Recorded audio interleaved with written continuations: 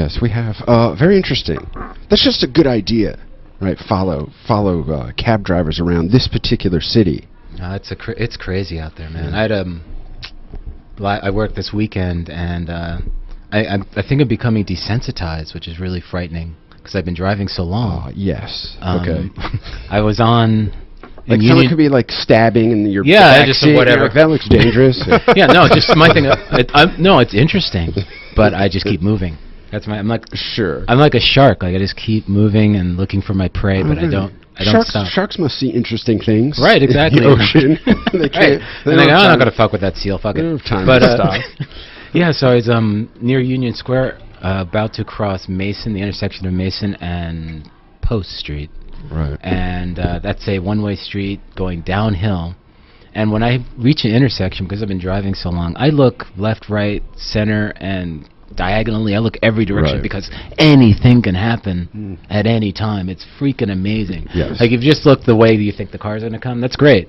But then all of a sudden someone can go in the wrong way, the one-way street, or so. It's just amazing. So, yeah. That's a good point. Like, just because the light's green, don't count on it, man. Someone isn't going to come. Don't count on it, not in this town. You can count on it a little bit more here. When I'm in Texas, I do not trust yield signs. If the other person has to yield, you cannot trust them. All of Texas, or just specifically Midland, Texas, where I went just a couple weeks ago. Like one person a day dies in that town from car accidents now, and it's not a very big town. But that just happened this year recently. Well, you said one a day? One a day. From not observing a yield sign, folks. Mostly, yeah. Wow. I mean, there's also apparently a lot of they're hiring apparently a lot of immigrants who don't know how to drive in America, and they're giving them big trucks to drive around with like dangerous chemicals. And yeah, it does. But I mean, apparently my dad said that he got run off the road by somebody like that recently. But so he's like, get rid of all the immigrants, goddammit. Running us off the road. I don't know. No, that's I'm just joking. Yeah, but I have no idea what your dad's politics is, but I'm assuming they're like that. That is all these government regulations like speed limits. Right. Exactly. Well, I mean, the problem is like they. In Texas, the limit is like over 70 now. It's like, I think it's 80 or something on highways. They just opened a highway. And that's another problem, is they need to slow that down near the town, because that's why people are dying. Yeah, because 85 means 95, doesn't it? Yeah. Well, no, not in Texas. Because that would mean that here. Yeah. But in Texas, no. It's like here you're cruising at 70, 72, so don't worry about it. It's already 80, man. Yeah. So 80 is 80 in Texas. Yes. Okay, that's good to know. That's a good bumper sticker. Another good 80 rule in Texas. is if you're in New Mexico and you have Texas plates, you cannot go over the speed limit. Oh. Because they like to pull over the Texans. Well, I'm not going to Texas. Forget it. Well, I'm done. But let me finish the story.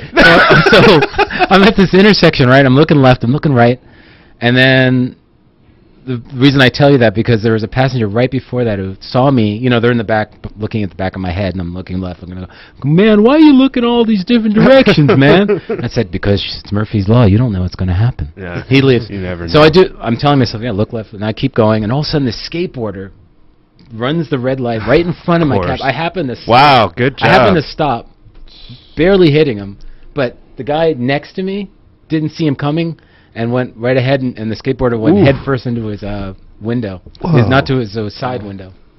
So here's the point of the story. I go, oh, that's interesting. I keep driving. That's what I'm decent. Well, I get you. He plowed into the guy's car, and his head was exploded with blood. And there's 4 guys in the car, and they immediately get out big dudes. I said, they don't need me as a witness. I've done that too. Because I don't want to fill the paperwork out. Yeah, there's no need to stick around. There's plenty of people. Right. You leave someone there like in the road with a bloody head. No, of course not. If there's no one there to help someone, I will definitely get out and help. But at that situation, I've been in that situation too, where something goes down and you're like, if I stand around here, I'm just an extra person in the way. I'm not going to add anything to this. I need to go. I could be righteous in the legal sense. Like I know who was wrong here, and I need to prove it. So I'm going to be a witness, goddammit. Well, and I'm going to park in the middle of the car. I bet you somebody else stuck around who was very happy to take that role. Right. Yeah.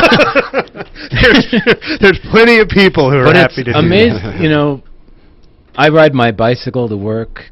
I'm pro skateboard, but when you're young, and I used to be young, folks, but I'm not anymore.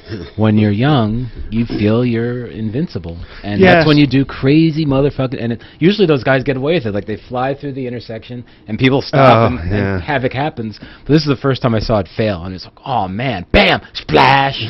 It was so ugly.